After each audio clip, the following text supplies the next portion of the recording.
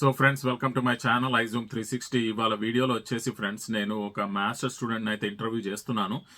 ఇతను ఇక్కడికి అమెరికాకి అయితే వచ్చి ఒక 1 year అయితే అయ్యిందనమాట. సో నేను ఇవాళ యూనివర్సిటీకి వెళ్ళిపోయి ఆ మాస్టర్ స్టూడెంట్ తోటి కలిసి అక్కడ మాట్లాడడం అయితే జరుగుతుంది. సో ఫ్రెండ్స్, ఈ వీడియోని ఫస్ట్ నుండి లాస్ట్ వరకు చూడండి, ఎస్పెషల్లీ స్టూడెంట్స్ అండ్ పేరెంట్స్. ఎందుకంటే ఇది ఇన్ఫర్మేషన్, ఈ వీడియోలో ఉన్న ఇన్ఫర్మేషన్ స్టూడెంట్స్కి ఉపయోగకరంగా ఉన్నది. పేరెంట్స్ మీకు కూడా ఒక అవగాహన అంటూ వస్తుంది. మీ పిల్లలు అమెరికాకి వచ్చి ప్రాసెస్ ఏంటి ఇవన్నీ అనేది కూడా మీకు ఒక ఐడియా అంటూ ఉంటుంది ఈ వీడియోలో. సో ఫ్రెండ్స్, ఈ వీడియోని అయితే నేను 4 parts లో పెట్టాల్సి వస్తుంది, ఎందుకంటే లెంత్ ఎక్కువ ఉండడం వల్ల. సో ఫ్రెండ్స్, మీరు అందరు కూడా ప్రతి పార్ట్ అయితే వినండి. పార్ట్ 1, 2, 3, 4 అన్ని కనెక్ట్ చేసి పెడతాను. అలాగే ఫ్రెండ్స్, మీరు ఎవరన్నా నా ఛానల్ ఇంతవరకు సబ్స్క్రైబ్ చేసుకోకపోతే సబ్స్క్రైబ్ చేసుకోండి ఫ్రెండ్స్. ఓకే ఫ్రెండ్స్, ఇక్కడ రోడ్ మీద అయితే చూస్తున్నారు కదా, కాలేజ్కి అయితే వెళ్తున్నాము. ఇక్కడ ఈ బిల్డింగ్ వచ్చేసి ఇక్కడ రైట్ సైడ్ లో మీకు చూపిస్తున్నాను చూడండి ఫ్రెండ్స్. ఇది సిఎస్యు యూనివర్సిటీ అనమాట. ఈ యూనివర్సిటీకే ఇప్పుడు మనం వెళ్తున్నాము. ఈ వీడియోకి ఒక లైక్ ఇచ్చేయండి ఫ్రెండ్స్. ఇక ఇంటర్వ్యూలోకి వెళ్ళిపోదాం. ఈ క్వశ్చన్ వచ్చేసి ఇప్పుడు ఐటీ ఫీల్డ్లో మెజారిటీ వాళ్ళు వస్తున్నారు కదా స్టూడెంట్స్. ఇప్పుడు నాన్ ఐటీ తరఫున చూస్తే ఎడ్యుకేషన్ పరంగా ఏమి సజెస్ట్ చేస్తారు మీరు నాన్ ఐటీ తీసుకునే గ్రూప్స్ వాళ్ళకి?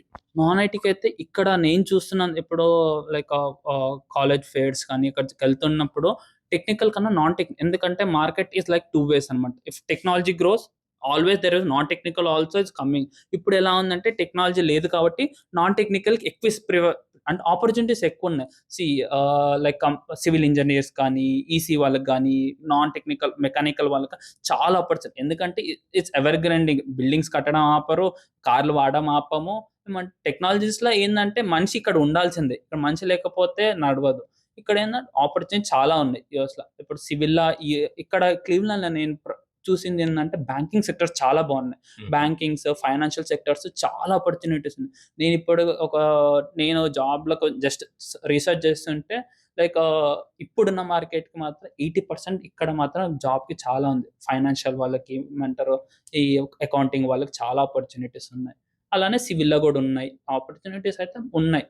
100% ఉన్నాయి. కానీ ఏంది అనంటే మనకు కనిపిచ్చేది ఇప్పుడు సాఫ్ట్‌వేర్ రోజు కనపడతది. సివిల్ కనపడదు. ఏందంటే ఇంగ దేంట్లో ఉండే కష్టం దాంట్లో ఉంటది. లైక్ నథింగ్ ఈజ్ ఈజీ అనుకుంటాం.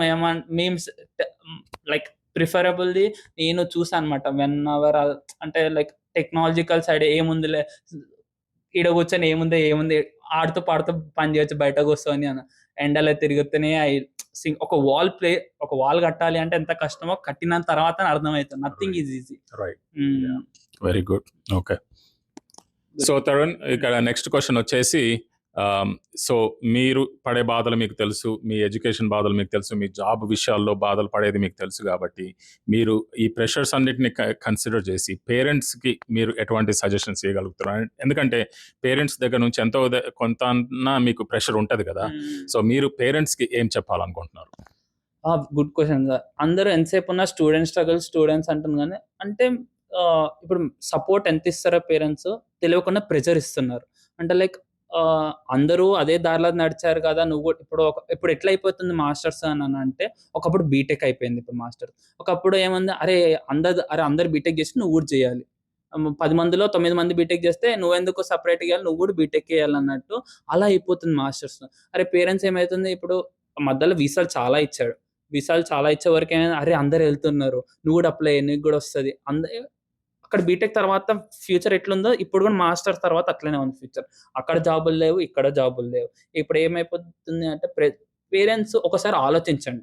ఒక్కసారి మీరు ఆహ్, నేనొక సజెషన్ నేను నా ఫ్రెండ్స్‌లో చూసా ఏంది అనంటే, సెల్ఫ్ గ్రోత్‌కి మమ్మీ నాకు 10,00,000 నేను ఒక బిజినెస్ చేస్తా. లైక్ డ్యాడీ నాకు 10,00,000 నేను ఇట్లా బిజినెస్ చేస్తా. ఇప్పుడు స్టూడెంట్స్ అంటే కన్విన్స్ చేయాలి. ఒక్క పాయింట్ ఏం నమ్ముతానంటే, if you are not able to convince your own parents, how can you convince the entire world? You cannot able to say what you feel. అంటే నీకు నచ్చింది అని పేరెంట్స్ అంటారు. కానీ ఎండ్ ఆఫ్ ద డే నీకేం గావాలి? ఇప్పుడు మా అమ్మ ఒక మాట అన్నదన్నమాట. సీ, నువ్వు హ్యాపీగా ఉండడం ఇంపార్టెంట్ రా. నాకు అది important. Nothing money is important. కానీ హ్యాపీగా ఉండడం ఇంపార్టెంట్. ఇదే చేస్తే నేను హ్యాపీగా ఉంటాను. నువ్వు ఫిక్స్ అయినావు మమ్మీ. నేను హ్యాపీగా ఉండాలంటే నేనేం చేయాలి ఎప్పుడు అడగరు పేరెంట్స్. అది అడగండి ఒక్కసారి. అంటే లైక్ ఏం చేయాలనుకుంటున్నాను.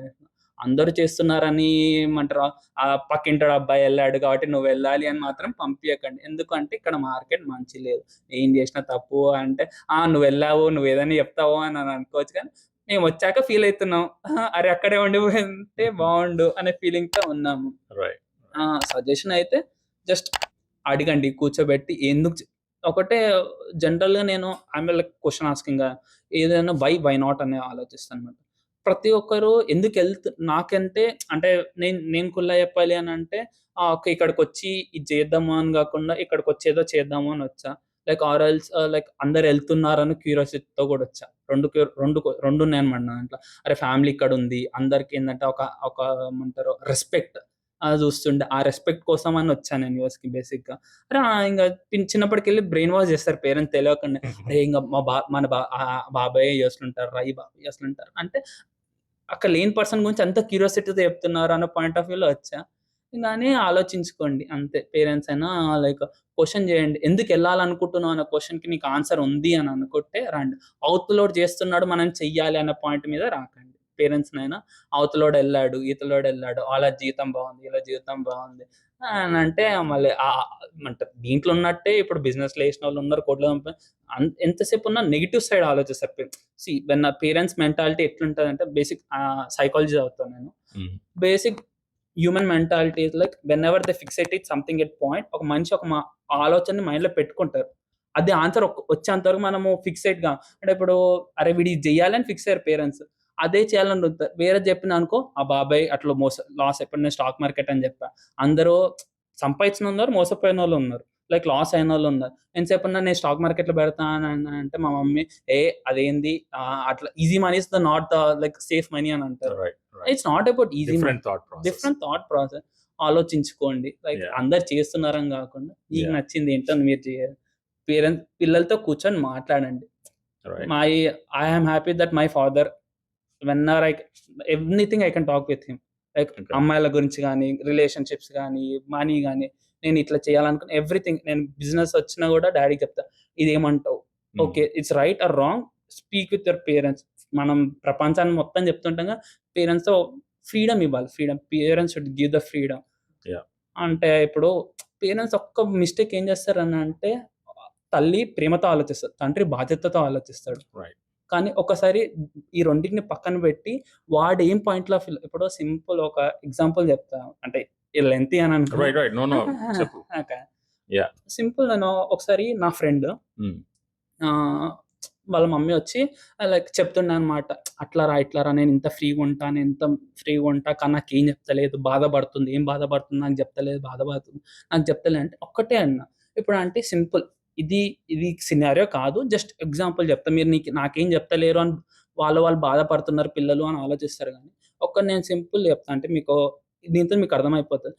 ఇప్పుడు నేను వచ్చిన. ఇప్పుడు నేనే మీ కూతురు అనుకోని, కొడుకు అనుకోని వచ్చి మమ్మీ నాకు అబ్బాయి ఇట్లా ప్రపోజ్ చేసిండు అని అంటా. అదే సినారియో ఒక ఫ్రెండ్‌కి చెప్తా. మీ పేరెంట్స్ ఎట్లా ఆలోచిస్తారు? పిచ్చా నీకు ఇవన్నీ అవసరమా అని తిడతారు. అదే ఒక ఫ్రెండ్ ఎవర్రా?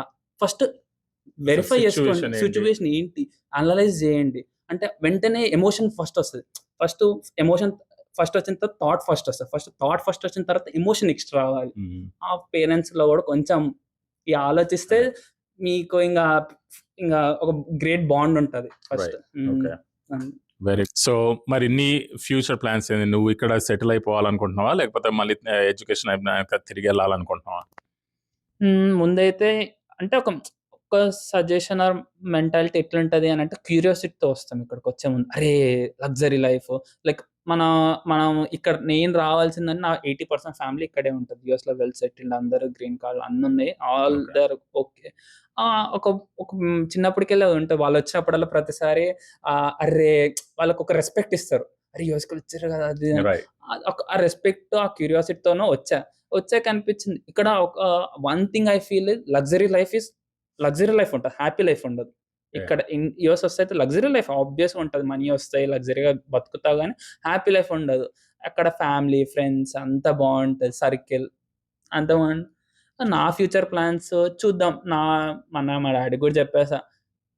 మాస్టర్స్ అయిపోయే వరకు 1 ఇయర్ ఒక 6 మంత్స్ ట్రై చేస్తా. లైక్ 6 మంత్స్ ట్రై చేసి ఒకవేళ మార్కెట్ మంచిగుందంటేనేమో జాబ్ ట్రై చేస్తా.